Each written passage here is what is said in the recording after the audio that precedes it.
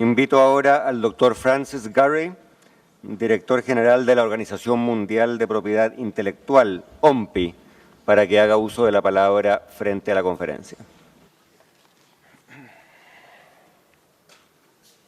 The Honourable Andres Velasco, Chairman of the 7th Ministerial Conference, Ambassador Mario Matus, Chairman of the General Council, Mr. Pascal Lamy, Director General of the World Trade Organization, Honourable Ministers, Your Excellencies, distinguished delegates.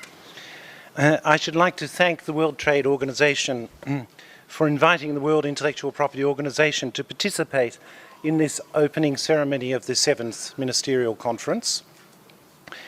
I welcome and value the opportunity to underline the importance of the common area of policy, intellectual property, that our two organizations share, and the importance of the cooperation between our two organizations in relation to that shared area of responsibility.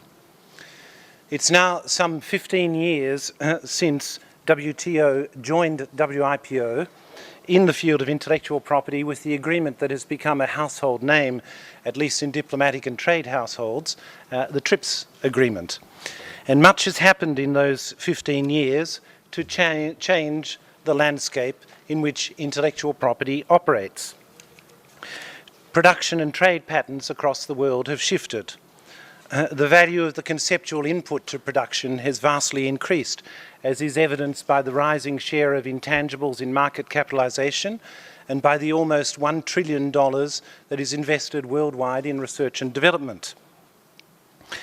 Commercial activity on the internet was permitted for the first time in 1995. The human genome was deciphered.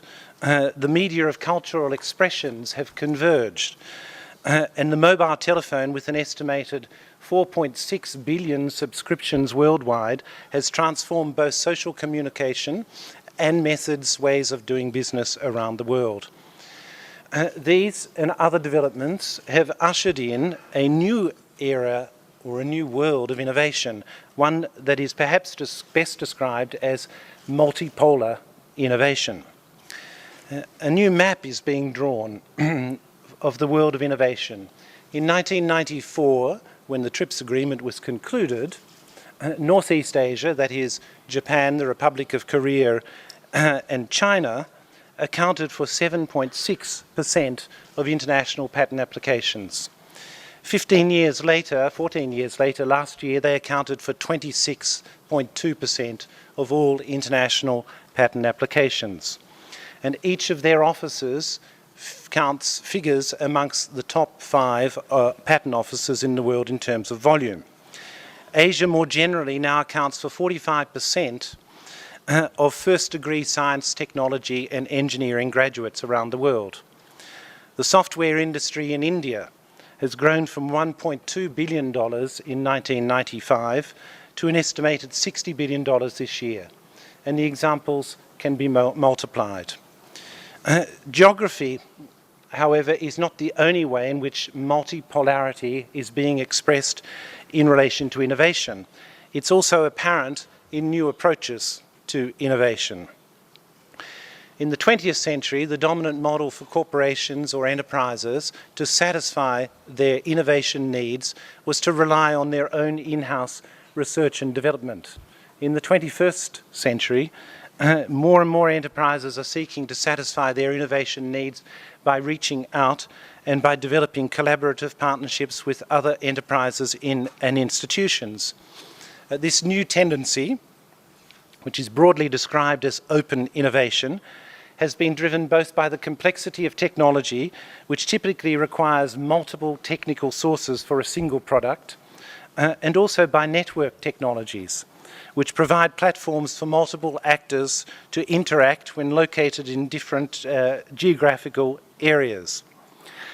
These developments in the world of innovation, I think, have important consequences for international organizations.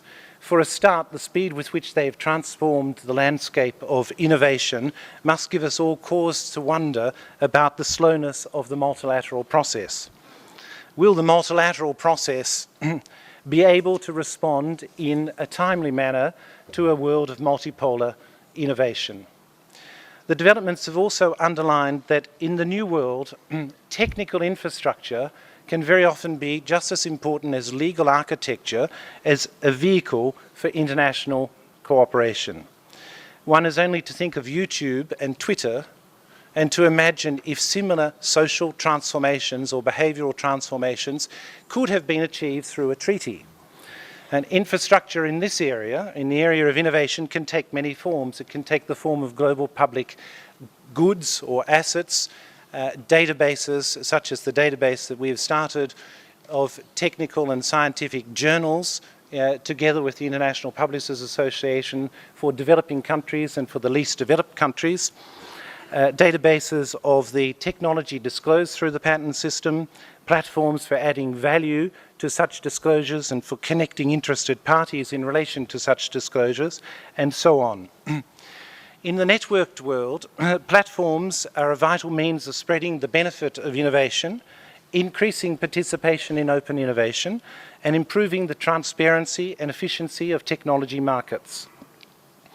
They can assist in helping to ensure that the new world of innovation is multipolar not only in production, but also in access.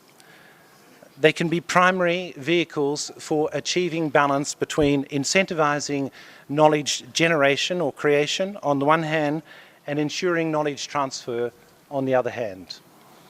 As this ministerial conference opens, the world is facing two overriding policy challenges: the challenge of finding the path to economic growth and the challenge of dealing with climate change. Innovation lies at the heart of the solution to both of those challenges.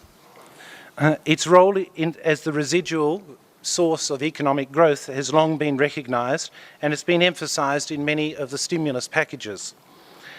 Its function in meeting the challenge of climate change is to provide the technological and organisational means of effecting the transformation of our carbon-based economy to a carbon-neutral or carbon-free economy.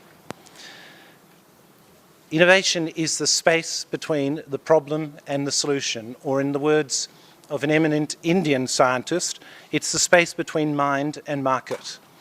An effective and balanced intellectual property system plays a vital role in that space.